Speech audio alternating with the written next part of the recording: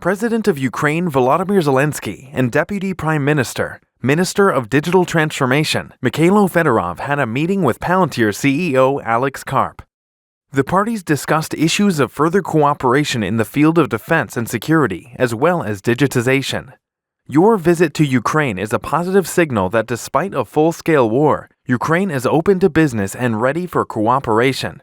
We are delighted that Palantir is ready to invest in Ukraine and help us in the fight against Russia on the digital front line, Zelensky said.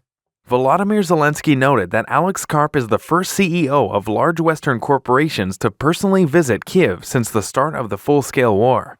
For his part, the Minister of Digital Transformation of Ukraine spoke about measures to combat cyber threats from Russia. We are actively working not only on the digital blockade of the Russian Federation, but also to attract top international companies to Ukraine. This is one of our priorities today.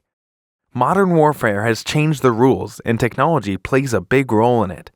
Cooperation with Palantir is of great importance for us, as it will help us strengthen our army and defeat the enemy as soon as possible, said Mikhailo Fedorov.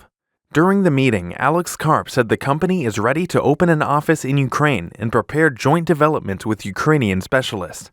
He also expressed support for Ukraine and admiration for the Ukrainian people. In recent months, Palantir's Karp has warned of the large national security implications of the war in Ukraine.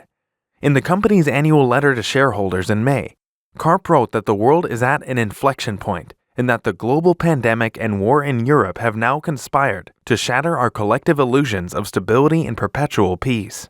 Palantir's technology has been in use by Ukraine, the US, and other NATO countries since the beginning of the conflict 3 months ago. In the company's Q1 earning remarks, Palantir noted that the government side of the business is re-accelerating, which they believe is a long-term trend.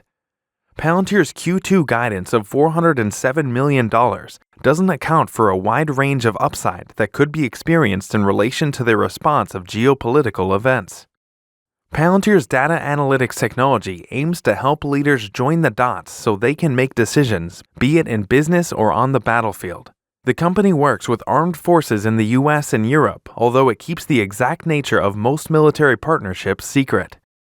Palantir's involvement in Ukraine is nor shock or a surprise, as the company continues its mission of providing technology of tomorrow to US allies.